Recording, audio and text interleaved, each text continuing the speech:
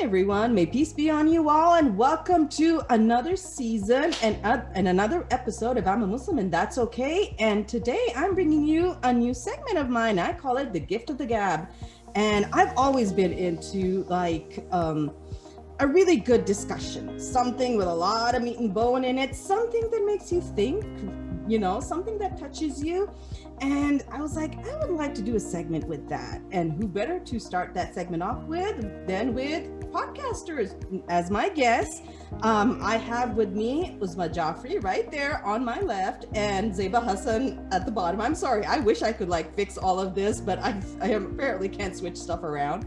But I'm so glad that both of you are here, and they are the hosts of the podcast Mommying While Muslims. So please tell us about yourself.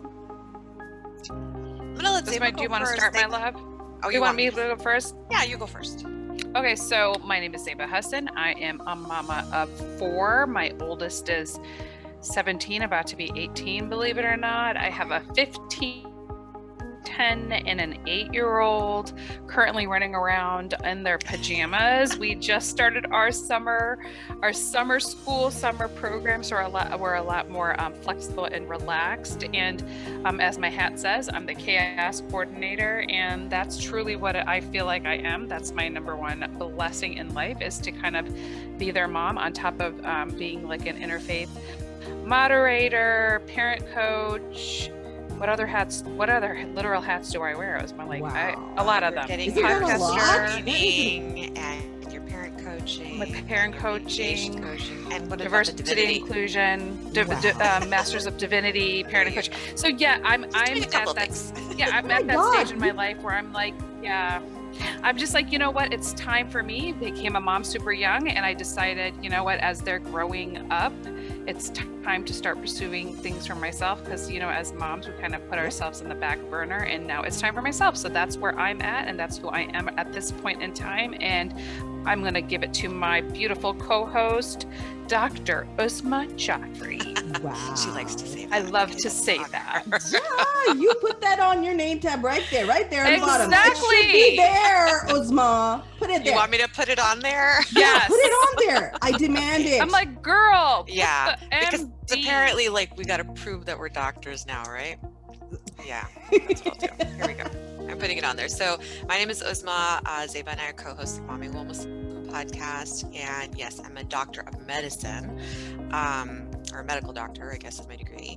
Also a mama of 4. My kids are 13, 11, 10, and 6, and I had them fast and furious, not young like Zaiba did, but I had to go back to back because I needed to catch up to her, I guess.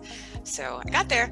It's hard either way. LinkedIn, I'm like, it doesn't matter when you started. Yeah, it doesn't matter when you start. It doesn't matter. They come when they're supposed to come, and they're always inconvenient, so it's okay. There's no such thing as starting too late. Yeah. Even though everybody promised me going to medical school would dry up my eggs, and that just doesn't happen. It's not science. So I specialized I trained in family medicine and specialized in geriatrics. I teach future doctors and medical students. I run my own private practice, which is 100% mobile practice, which is really awesome because, what was important to me was lifestyle and quality of life and spending time with my kids. I always said, even before I got married, I would leave everything for my children before I had met them. Wow. And then I met them and I was like, wow, I was not lying. You really do want to give up everything else for your kids in a way that you didn't know, So yeah, I've always worked part-time. And then I volunteer once a week. So we do a lot of grassroots work out here in Arizona for refugees and the undocumented, because we have a big population of those out here. And then I decided, when Zaiba asked me, hey, you got some time for a podcast? I was like, no, but I'll make it. So, did, and we love podcasting. Okay, I know. Here's the thing. When I first met y'all, I was like, oh, hey, they're 2 friends. They're doing a podcast together. That's fantastic, And I'm under the assumption that both of y'all are living in the same place, but you guys are not. I mean, you're in Arizona, Uzma, and you're in Washington, right, Zaiba, if I'm not mistaken? Mm-hmm. Yes. So yes. How did this come about? I mean, how did total you different guys time zones, end up and together? It's crazy. Yeah, but Pre-pandemic. how? Yeah. Mind you. Yeah. Well, our fathers are actually old time. They were roommates, and I always think it's so funny. So my mom is a convert to Islam, and they had 2 sets of witnesses, and Uzma's dad was one of the witnesses. And I think when her mom came from Pakistan, like I think she just had flown in from the airport. Yeah. Wow. And they went to my parents, I think it was their anniversary. Their engagement party. Their engagement party. Yeah. And so I think we're second generation family friends. Yeah. Oh, So that's how we met. And so like I would get shipped to Texas when my dad would want me to be put in line.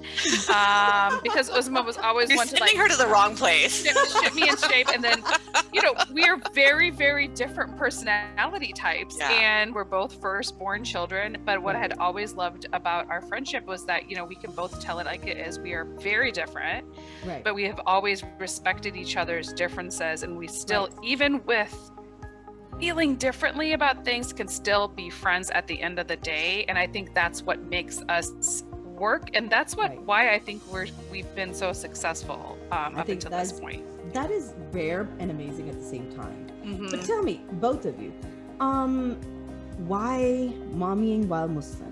What brought it out? What was the reason for it? Why did you create your podcast? Usman, do you want to do your part and then I can say my part? Well, my part was based on Zaiba's part because I didn't even know what the hell a podcast was. And she was like, hey, would you be willing to come on and talk about this on a podcast? And I had heard that there was such a thing as podcasts. I just didn't know what they were. And people would send me links and it would try to open it in an app and I would have to download the app. And I'm like, I don't know what this is. Forget it. I always was afraid of a virus on my phone. I don't know if that's a real thing. I mean, there are many computers. Couldn't I have a virus on it? Yes, they do. So I just never did it. Right? Okay. So I never did it. And then I was in this weight loss for physicians group and people kept talking about this podcast. So I started listening to that. And then I'm looking at the directory and I'm like, wow, there's a whole bunch over here. And I happened to click on one. It was For the Love Podcast by Jen Hatmaker, who's a Christian pastor and an affirming pastor and all kinds of great things, author, et cetera, et cetera. And my book club had actually said, Uzma, you write like her. Do you read her? And I said, no, I don't read her. But when I looked her up and I started listening to the podcast, I fell in love with what she was saying and what she was doing for Christian women. And I was like, we believe all of that. And we do all of that. But because she says, in Jesus' name, I know a bunch of Muslims would turn it off and they would never listen again. So I said, we need to be Jen Hatmaker. Like, we are Muslim Jen Hatmaker. And then I called Zaiba back and I was like, we're doing this like right now this year. Wow. But it was like a year after she had told me. Exactly. So what had happened was, the start of it is, just starting to have a teen boy, having to live, I've always been white passing and, and being white passing, I've not necessarily had the same experiences as other Muslims, whether they're American born or non-American born. And I recognize and I acknowledge that. However, in being a mother of children that are not necessarily in the same category, and all my I love it. I feel like my kids are the United Benetton commercials. They literally look like they're every single thing, and that's the blessing of having mixed children, I feel. But that also means that they have different life experiences regardless of being born in the same situation. And my oldest is slightly darker skinned, is darker complected, and he was pulled aside at actually the O'Hare airport and questioned for a long period of time, and not understanding what was going on, traveling alone with 4 kids. Ultimately, we ended up getting through security, but the long and the short of it was they essentially pulled him aside because he didn't have an ID, but he was only 14 at the time. And I was just like, you've never stopped me before. What is going on? Uzma, at the time, I knew she was speaking a lot on Islamic issues and dealing with Islamophobia. So I had reached out to my old friend and I'm like, do we have any resources for this? I don't even know how to talk to him about this because it was something that was so new that I'd been having to deal with. And she was like, why are you not traveling with... I think the phrase was like, dummy, what the heck? Why are you not traveling? Which Muslim travels post 9/11 without their passports? And she was like, what We've all been carrying it with us every day because we're like waiting to be in turn. That's the, and I have so many other like, I guess white passing friends, but their children are not. And that's the thing. It is not a situation that Zaiba had ever been in. Like, you never for this. Like, you have to like give her that. Okay, it was my. And she was like, "What are you doing?" Happened a long time ago, girl. Exactly. No, and she never flown while called. She was like, "What are you doing?" And I was like, "No, but I want to understand." And in my quest and trying to find the answers and how to, and I did not want him to feel angry, and I wanted him to feel supported, and I wanted, but in our quest in trying to find a platform, I realized there wasn't any. And you know, we're doers, both of us, and so in our quest to try to find something for ourselves, we decided to create the platform, and that's where Momming While Muslim came. And you know, if Jen Hatmaker is listening, Muslim Jen Hatmakers, right? Uzma needs to talk to you. No, that is my goal in life, is to get Uzma connected to her. You know, I hope she can listen to my podcast. That'd be amazing too. Oh, I know, that'd be so start tweeting her. I know. No, but that was kind of what it was to find a platform and to create a platform for other American-born Muslim families, because our children are very unique as native-born Americans. They have a very different experience even than we did, having to kind of be this bridge between two cultures. They are their grandparents' culture is kind of like this distant in the history book thing, right? So they're kind of like, oh, India is kind of this foreign concept. So we have to know how to support them in the way that they need to be supported. Okay, and I think I'm gonna rewind just a bit. Because I think these are my core questions that I'm going to ask you guys and everybody else that's going to be on this segment. But it's going to be worded, I guess, for relevance. What is the revolution that you're seeing amongst Muslims right now? I want you to answer me, how you feel about it and what do you see that's going on? Revolution that's going on about Muslims? In Muslims, within the Muslim community itself. Because, we feel it, but I think I want to be able to have you guys verbalize your opinions about it. Because it's not stagnant anymore. There was a time it was stagnant, but not anymore. I think the revolution that we're seeing is a woman-led movement. You know, the Linda Sarsours and the Rashidas and the Ilhans have opened the doors for Muslim women to make change. I mean, not that they hadn't been doing it silently, but they hadn't been getting credit for it, certainly. And a lot of the stuff that needed to change in our communities, abuses that were happening or deficiencies that existed, weren't being addressed by the men because they were busy building and not looking at the fallout from all of the building that happens. You know, when you just have tunnel vision and building the buildings. Well, what about the bodies inside of the building? I mean, here's the thing, Uzma. Since most of my audience is not Muslim, they're not aware of our, I guess, inherent struggle when we American history. Immigrants in another country. I mean, you guys are not immigrants, but I certainly am. So what was... They were building buildings, the masjid, the worship spaces, because we didn't have them. As a newer religion and as primarily, immigrants to this country after the Civil Rights Movement ended with the First Immigration Act here in the 60s. So they were building houses of worship. They were building institutions that they thought, would be the beginning of a movement. However, that beginning just kind of stayed there. Like you said, there was that stagnation, and they developed new programs and such. But like I said, there was a lot of fallout when you have a bunch of men in charge and they're not, they're very tunnel vision and they're not seeing the social issues that women are experiencing behind these walls and in these basements and down these stairs where they put them. So women just have been slowly, I feel like, getting more momentum, and now we have these big names and these talking heads now who are female, and we see it all across the Muslim world too. All of these big revolutions, Arab Spring was also spearheaded by women in Somalia, with the recent atrocities happening there. It was women, And even when it comes to crises that we really don't seem to be able to do much about, they're also women-led refugee crises. So, or primarily women and children that we're focusing on. So the revolution that I see happening in America is more women stepping up to the plate, writing, speaking, talking, creating. And some of our biggest, most popular creators on social media are also women. I may not necessarily agree with what they're doing, but they're bringing attention to Islam. And I think that is the revolution that's happening. And as our kids start seeing more people representing them, looking like their mom, speaking like them, eating like them, dressing like them, they have people they can look at and say, oh, that's normal. Like my kid right now, my oldest is a 13-year-old boy, and he thinks like doctors are women. All the doctors he knows are women. So he's like, when he says, oh, when you go to a doctor, if he's talking generally, he'll be like, oh, when you go to a doctor, she will look at you.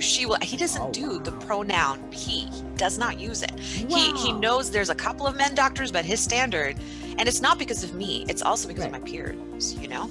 So it's things like that. And so when my daughter speaks, she says, oh, that Muslim woman on TV, blah, blah, blah, or that Muslim rapper on TV, like, can I sing like that? It's like, yeah, we didn't have that growing up. We didn't have those opportunities growing up. So there's more representation for our kids in the mainstream, and that revolution helps, and that revolution is women-led.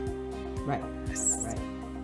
You tell me, Zaiba. So here's the thing. That's the reason I asked you both, I think, is because your story, Zaiba, is also part of that revolution. There was a time when, when we were traveling after 9/11, if you got randomly selected, like you couldn't do jack. Gonna miss your next flight. You couldn't do jack. I've experienced it myself. You're put it to the side room, and I had a small baby. I mean, he was barely 5 months old. I was in there for 6 hours just because my husband's name was Muhammad, which is also the exact same name of 1 billion other men, Muslim men. Exactly. So, I mean, so for you, Zaiba, I mean, what do you think? I think my question is, what were the steps that you took for your son that this is now changing, that, randomly selected is not a thing anymore, or it shouldn't be a thing, and people are not okay with the random selection? Right.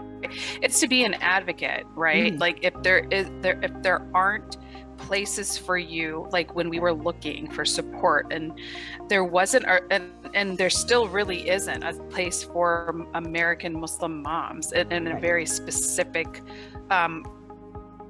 post 9/11 America, and raising native born Muslims, right? Like that's the truth of it. They're native born, no connection to any other, their allegiance is to America. Right. Whether we want it to be or not, right? Like, I mean, and honestly, like for me as an American born, I am, but like it might not have been the dream of our grandparents or whatever the case may be. They're like, we're American Muslim, and that's the truth of it. So for them to feel othered or ostracized or put to the side or pulled to the side, they just are called terrorists when they're on the basketball courts or whatever the case may be. They're being penalized. They're being persecuted for crimes that occurred before their times. And this concept of this apologetic culture, they're just not having it anymore, right? They're just like, we're not going to apologize for something that we had no part of. So part of our movement as mothers is to create the platforms and the safety and security so that they can do their own things individually, right? So for me, it's to give my kids the confidence, the opportunities, so that they can then be the spokespeople for other immigrants that do come in, because they do have more of a leg up than for people that come in to help support them. So I think they're at a stage where like, we're not going to apologize anymore for things that happened before we came. And our jobs as mothers, at least for me, is to create a platform and create like a circle around them to kind of let them do their thing. Right. I think that's so amazing. I think that's, I guess, my second question is that where do you guys see Mommying While Muslim, the podcast, and it's not just a podcast anymore. I mean, you guys are doing all sorts of things. I mean, you guys can tell us more in detail. How do you guys hope to be a part of this revolution with what you do with your institution?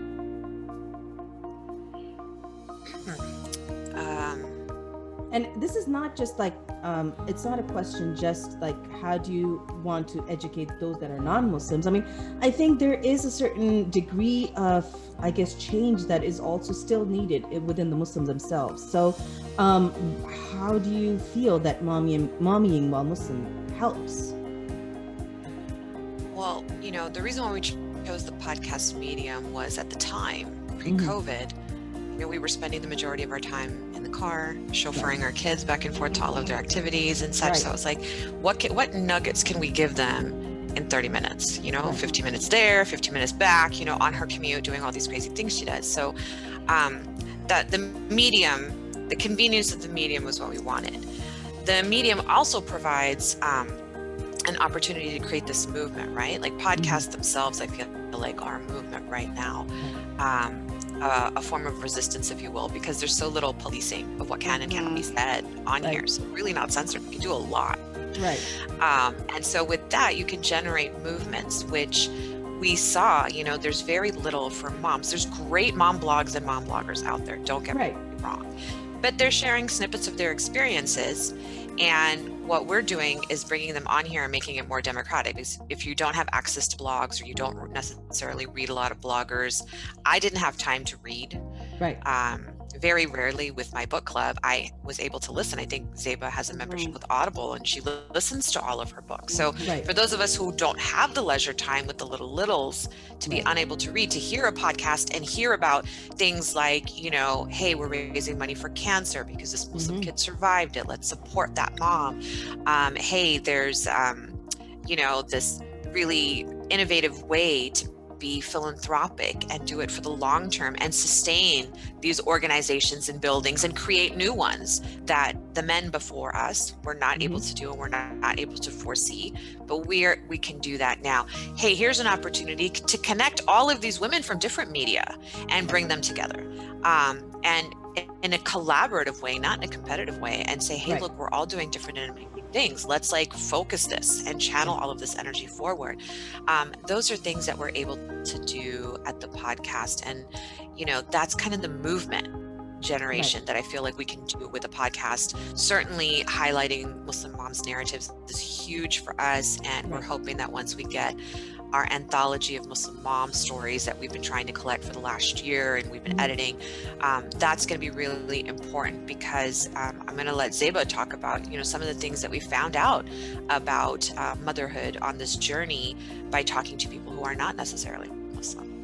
Right. So one of the things that I feel weirdly like with you, Shayla, is that a lot of our listeners are not Muslim, and through the commonality of motherhood, you bridge the gap, right? Because we are, like my kids like to say, you guys talk about diapering. Yes, because we're all kind of diapering at the same. We're trying to feed the same. It's a very universal struggle, trust me.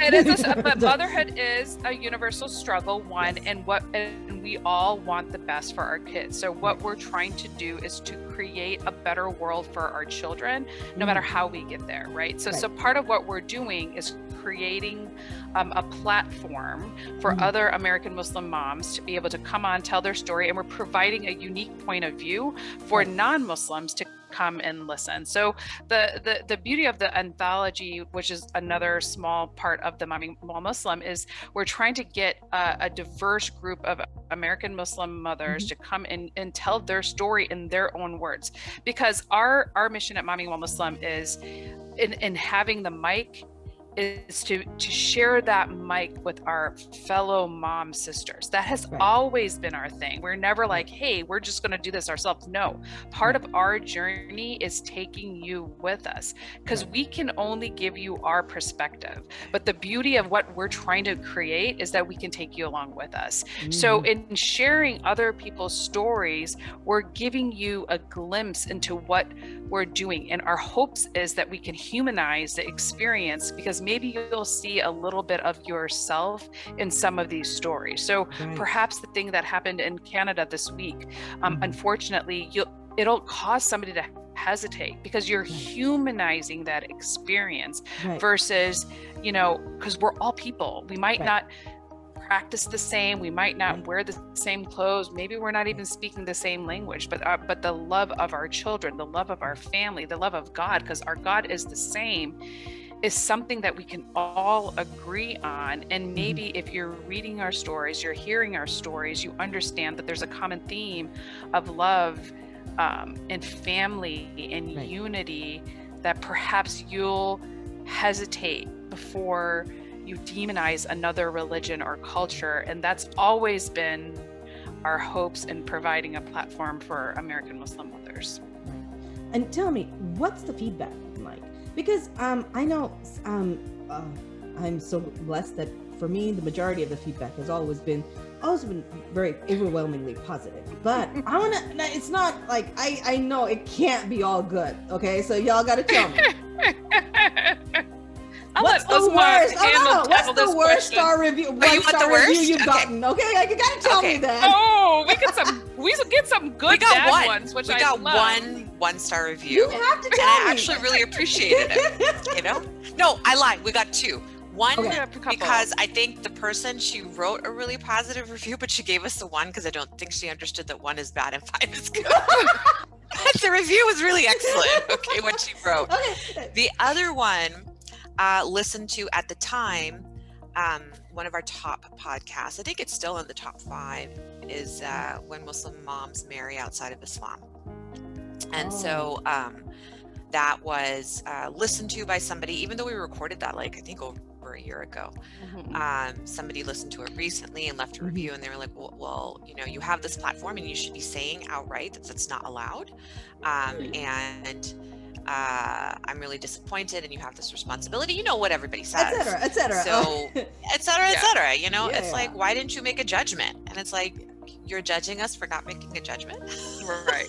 Yeah. So I appreciated it. I appreciate that point of view. That's why we did the podcast episode. Right. That's why we do all of our podcast episodes, especially when there's like a minority opinion out there. Right. We need to talk about it, because guess what? It's not going to be a minority in 20 years. It will not, because the things that we're talking about right now that are current were not 20 years ago. Yes. Exactly. They were unheard of, some of that.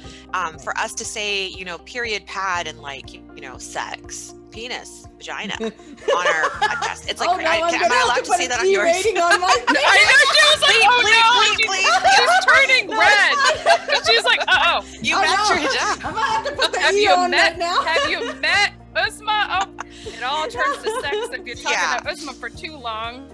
So we couldn't talk about those things before. No, but it's the truth. As moms, if we don't normalize that discussion, our kids will never learn how to, and they will continue to think that something is taboo or something is not okay when it is perfectly fine. The religion said it was okay. Yeah. People made it wrong. Exactly. Particularly men, but that's a whole issues. Like, our faith has very, very few Our issues. faith is pretty chill. Yeah, it's people pretty who chill, have but issues. people are pretty a lot of like sticks up where they shouldn't be, basically. Exactly. But, so pulling those sticks out, it's going to generate some negative reviews, and that's we welcome that. Yeah, and that's the thing. I think what most people don't realize is that podcasting is like, it's not all hunky-dory. You do get especially as people of religious minorities, we do get our share of like, but why are you doing this? Oh, you should not be doing it this way, that sort of thing. And by the way, we always say we're not scholars, and we provide. Right. We always say we're not scholars. Right. Here are where you can get. Right. Uzma takes amazing show notes, so please go check out the show notes. This is where you can get your own you can read about it, do your own research. What we're doing is providing opportunity and a platform for somebody to speak on their personal point of view, and that's it. That's pretty much what we're doing. Right. And I think that's the thing. I think most people see it as black and white, when there's so much gray, and really bringing all of those point of views to the forefront are important before we go around demonizing anybody. And I think that's what I really appreciate what the both of you do too, because it's hard. It was hard when we were growing up, especially because we were in a space where we were made to feel small. Whether it was from within our communities or from without, it was really a universal feeling of being made to feel small. And I don't want that for my kids. And you both do such a fantastic job of, sort of like breaking away from all of that, shattering I guess it's a whole glass building. It's not even a ceiling anymore. It's a building. A whole glass house. Yeah. Yes. But y'all are trying. amazing. We're trying our best. I think it's important to understand that no religion is a monolith, right? Like not everybody knows what's in the Bible. Everybody knows what's in the Torah. Everybody knows, or generally everybody knows what's in the books. And in Islam, you particularly know what's in the books because we're required to read and we're required to understand it. Right. But not everybody follows it, And it's funny because a lot of the people who get upset about big topics like marrying outside of Islam are also doing their eyebrows. Well, that's not allowed, Oh my God, you brought in the eyebrows. I brought in the eyebrows, because I just got mine done after over a year, and I'm like, I look amazing. You're like, oh, look at my eyebrows. My eyebrows can't grow, ladies. She has to draw hers in, so she doesn't have that problem. But I'm like, there is nobody who practices the religion to a T. Any religion, any religion, because no religion is a monolith. Like one of my friends in medical school loved her a ham sandwich, and she was a Reformed Jew, and I know the Orthodox Jews are going to say something different, but we have Muslims that come in all shapes and sizes and colors, and they practice differently, and there's no compulsion in religion. You practice what you want to practice, because I'm not going to sleep in your grave with you, and you're not going to sleep in my grave with me. That's right. So if you're willing to stand up in front of Allah and say, dude, I look better with my eyebrows, that's no. Here's the thing. I gotta clarify for all those who are listening, because most people don't understand that, would not understand that eyebrow thing. But why can't you do your eyebrows? There are in many there are some traditions from our prophet in which he had forbidden the plucking of eyebrows, because it was a common practice amongst the pagan Egyptians. It was a common practice, so it's, as a differentiator, it was forbidden to pluck eyebrows. So, and a lot of women are very particular about that. They will not do their eyebrows, but I know a lot of Muslim women that will not go a Saturday without it. So. Some cannot go a Saturday without it because you gotta get mowed. So, but yeah, I don't grow hair, ladies, so that's my problem. I have the advantage of being Irish and biracial. Of that. I was like, I don't grow hair. You have no idea how lucky you are, Zaiba. You have no idea. I don't get hair. I swear to The God. amount of money we spend on depilatory arts, it's amazing. That's so funny. Oh my God, I'm South Asian, Zaiba. You have no idea the amount. I have no idea. I could put a lot of dudes to shame, okay?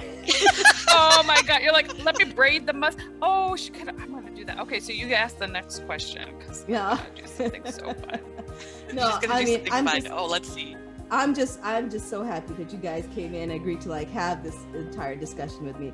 And I love it. I love these discussions. And but I'm running out of time, as I told you guys before. But before I leave, I have to end it with a happy note. So I'm gonna ask you all to tell me a joke. Tell me a joke, Mommy while Muslim. You guys have to entertain me. Oh my God, there's You did tell me to get a joke ready, and I didn't do that. Oh my God, no, Uzma, this is my joke. This is my joke. Everybody on YouTube, now you can see Zaiba with her fake mustache. Oh my God, how did you do that? Mustache. This is my joke. Oh my God, you still look cute, Zaiba. That's the thing. This is my joke. If I did that, legit, I would look like my brother. That's how bad this is. You would probably, if I had a goatee, if I had a beard, I would probably look like my brother. Oh, come on. You still look fabulous, Zaiba. You look fabulous. The good news is, when you get into your 40s, you stop caring. You stop caring. Yeah. Isn't that I beautiful? can walk around with my 3 chinny chin hairs. And I'm like, I just don't masks are amazing. They have helped our life. Masks are so fantastic. That's true. That is so true. I keep telling I don't everybody. have to shave. I'm not even 40 yet. But I'm like, I think mentally I'm. Girl, there. you're a baby. Yes. But in my head, I keep telling everybody, I have 0 flying foxes to give to anybody. Like 0 flying foxes. Like I can't. I've lived my life, and I'm like, all y'all have your issues, and you can keep them to yourselves. But thank you guys so much. I have a joke. You guys ready? Yeah. Including my mustache. Okay. The mustache. How do you keep a bagel from getting away? I don't know. How do you keep a bagel from getting away? Give it the cheese. Put locks on it. Ooh. Oh my God. Yes, bagels and locks. Okay, that's a great recipe. That's fantastic. No, thank you guys. Good job, Zaiba. Yeah. Like that one? I like that one. So please. Usually I just ask Google for a joke. For a joke, yeah. That's what my kids love to do. But please do tell everybody where they can hear Mommying While Muslim, the podcast, and your website, social media. Tell them they need to hear you guys. Yeah, absolutely. You can find us on Apple Podcasts, Spotify, Stitcher, iHeartRadio, or you can ask Alexa. I believe we're also on Amazon Music. Mommying, MOMMYING, While Muslim podcast. Our website is the same, all squished together, mommingwhilemuslim.com. And you can find our merch on there, our Patreons on there. All of our shows can be listened to right on there as well. And I believe there's a link for our show notes if you want those. On Instagram, we are at Mommying While Muslim Podcast, all one. And on Facebook, we are the separate words, Mommying While Muslim. Join us. And you don't have to be Muslim to get into the Facebook group. We have a lot of active non-Muslim women who love it. And some of them are scared to say things, and they'll DM us or text us. Can we say this? We're like, go ahead. Yes, please. Share your experience, ask your questions. Yes. And we love them and welcome them. And, we recognize that they are loving being the flies on the wall, but you don't have to be. Come sit at the table with us. Yes, that's what we want. We want more people at the table. They don't have to be Muslim. And that's what I've experienced with my podcast, that I get so many messages where people are like, is this how it's supposed to be? And I'm like, no, not necessarily. Yeah. We are normal, and we will never make the news. That's what I tell people. We're bad PR. We're really bad PR. Moms, basketball moms. We don't make the news, but we are the mainstream. We are regular Muslim. We are regular Muslims. Thank you so much, Uzma and Zaiba, for joining me on my very first Thank you for having us. Oh, I love you guys. It. Yes. And for absolutely. Everybody, good luck with the rest of the segment. This is amazing. Thank you. And thank you to everybody watching me on YouTube and listening to me. And you guys take care of yourself, and may peace be on you all. Inshallah.